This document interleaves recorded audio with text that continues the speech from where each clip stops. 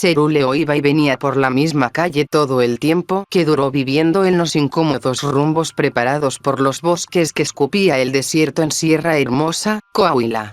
Tenía apuntes de todo, dominaba el arte marcial que significa el comer insectos y animales de campo asesinado a pedradas y quizá alguna vez por un depredador indistinto, porque navegaban todos por el olor a sangre y gritos raídos en bucle, quizá por un cuarto de siglo más, cuando pierdan el tiempo en saborear su apocalipsis y condenar entes incorpóreos, a los fantasmas de cobre y bronce capaces de seducir con la mirada, dándote invitación a violarlos, a desvestir las herraduras del caballo fijo al oriente, en súplica de miel, del código que lleve al espíritu hasta el cielo a tan solo 300 kilómetros por hora, sin saber de gravedad. La inmobiliaria contó con 3 meses de trabajo y crearon 4 fraccionamientos cercanos al escondite de Cerúleo.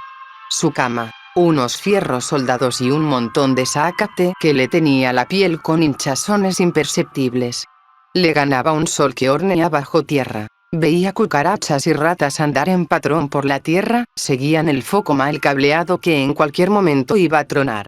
Olía a cagada, sudor, meados y humedad, canto de sierras y golpes desesperados, solitos que trabajaban en la obra y llevaban a señoritas a las orillas de la vista de Cerúleo, escuchaba gemidos distintos 4 veces a la semana. Albañiles jodidos, diría Cerúleo si no tuviera la mandíbula suelta.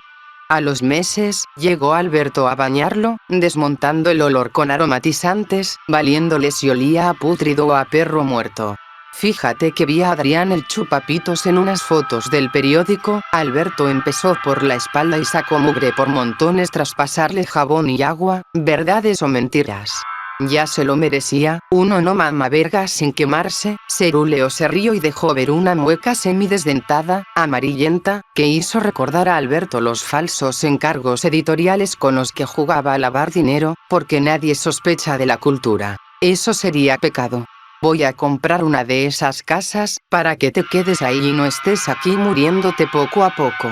Tras el eco verbal, la estética arquitectónica de casas 4x4 en fila, parque a la mitad y una cancha enorme de fútbol, colonizó la tierra antes virgen de puros pinos y a olor a sol mojado.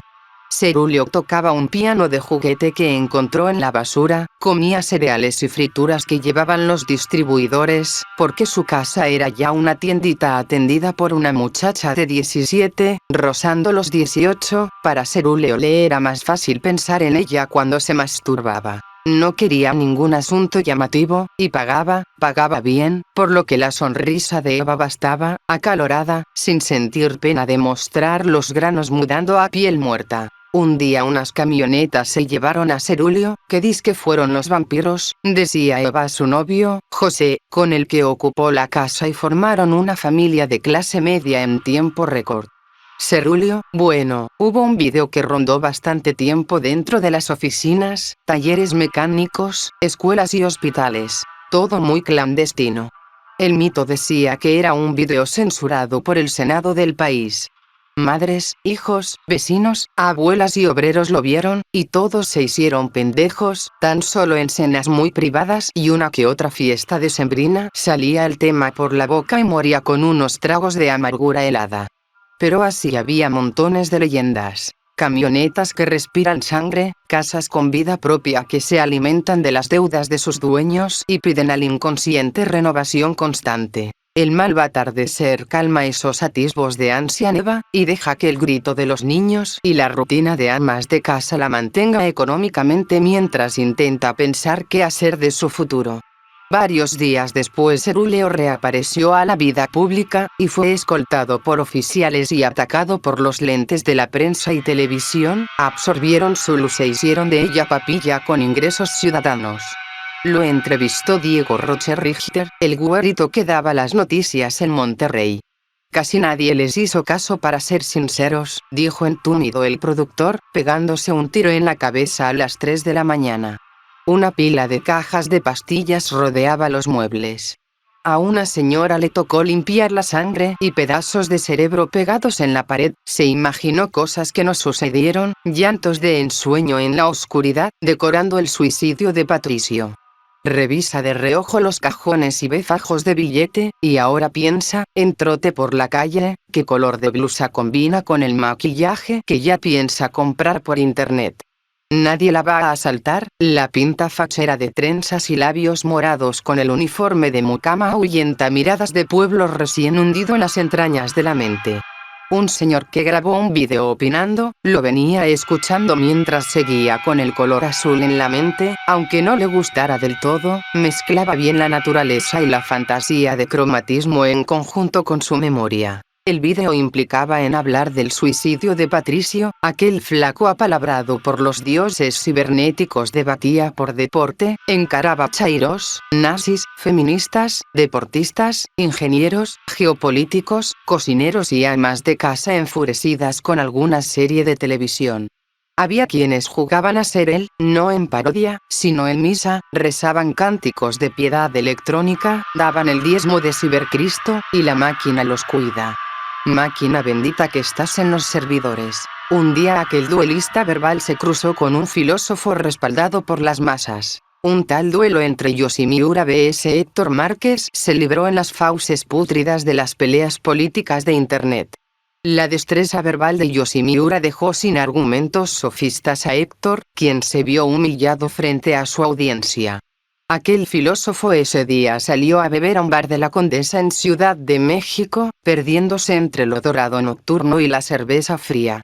Humos de una noche y voces de unos adinerados austríacos. Ellos alguna vez visitaron a Cerúleo en la cueva, se enmascararon para evadir los olores y dejaron una serie de mapas cartografiados en los siglos XVII y XX, ambos quemados, salvo uno del siglo XVIII, la grafía en francés rodeaba las divisiones mexicanas, los hundió en agua a todos, pensó en llenarlos de mierda, pero en esos pensamientos viajó la idea de ahogarlos y reírse eternamente de los cantos gregorianos que algún día atormentaron las catedrales, seguidas de campanas y coito dominical bajo los muros fértiles de Nueva España. Una monja pensó una vez en ese mismo mapa ahogado, le gustaba imaginar la cartografía del país, mientras la Madre Superior le daba nalgadas recostadas en la sombra de un sauce llorón cercano a los dormitorios, escuchaba el viento fiel de las ramas colgantes, y la madre, al ver las nalgas con equimosis de tanto golpe, salmo y versos, empezaba a declamar, musa tú que conoces, la madre metía el dedo entre la vulva de la monja esa, y ella tiernamente seguía a la par a su superior, los hierros, los delirios, los bienes y los males de los amantes finos. Dime quién fue Leandro, qué dios o qué maligno astro en las tierras hondas cortó a su vida el hilo. Pararon porque escucharon un relinche y galopes, oyeron dispares y jamás volvieron a ver debajo de ese árbol las mismas sombras. En ese mismo lugar, la mucama presume las prendas por internet, semidesnuda del ego, se enorgullece de su adquisición, no apesta a caballos sino a carros, y Diego Rocher Richter viendo a la mucama tirada en el campo, cuando pasa eso de perderse en los labios llamativos a 70 km/h, se te suele escapar un delirio tántrico e ignorar al niño que acabas de atropellar. ¿Para qué cuento las llantas? Es más entretenido escuchar a las señoras opinar sobre las noticias del televisor, y juzgar con la imagen censurada de otro suicidio cercano. Ya hasta sospechaban de asesinato, pero nada más lejos de aquello. Los cuentos del televisor tenían nuevas caras y tuvieron motivos frescos, de ajena procedencia y de manufactura europeísta, solo por licencia poética. Nacerán ingenuos de alma gobernada por dioses griegos y serán criados por idiomas espirituales, pero lo que es el piano, seguirá tocando el re mayor a las damas de la casa obstinadas en cumplir el riego de las flores, mientras la madre jubilada se sienta a ver productos que le hablan casi al oído. Paula, esposa de Cerúleo, es adicta al televisor, sus hijas no se darán cuenta sino hasta dentro de 3 años del vídeo de Cerúleo. Llorarán, cuando mamá se haya ido y retumben los crujidos psicofónicos de sus llantos, callados por los gritos corregidores de Paula. Nadie entonará entonces en Navidad las canciones rancheras que a Cerúleo le caían en la punta de la verga, pero rodará el humo de la chimenea que contiene la foto de Paula y Cerúleo sentados en el cofre de un Nissan Datsun del 77, cuyo garzón se une a las olas y horizonte del Océano Pacífico. cortaron el pavo con sus esposos y sus hijos, chismeaban con prototipos de plática adulta en las orillas de las escaleras. Podían tener adulterios a escondidas ese mismo día en las profundidades de la casa, pero jamás hablarían del vídeo de papá. Perlita, hija de Alma que era hija de Cerúleo y Paula, conducía a aquel Datsun por la oscuridad del pueblo. No era muy grande, bastaba con medir bien las frenadas para divertirse en las calles. Llegó a tener un registro sonoro de las vecinas pidiendo piedad cada madrugada, pero solo detenía para saborear el olor a pan recién horneado en aquella panadería de la calle Dulce María Rebollo Duna. A pesar de que Perlita degustaba pasteles, panes, postres, frituras, papas fritas, helado y un poco de verdura, estaba flaca. De esos milagros pueblerinos que demuestran la falta de pobreza en aquel espacio. Tienditas por doquier, en comparación a donde Cerúleo estuvo un tiempo. Los negocios en ese lugar sí crecían, y las familias felices se reproducían y pintaban de vez en cuando los atardeceres para dormir tranquilos todas las pinches noches, de sangre en sangre, cada vez que escupe el drenaje y viajan los desechos de norte a sur, cagada de morrillo y mierda de empresario, emigran juntas a un destino similar. No hay que esperar la muerte para pedir igualdad. Obvio que hay que excluir a los más jodidos, que cagan en la tierra para alimentar a los perros.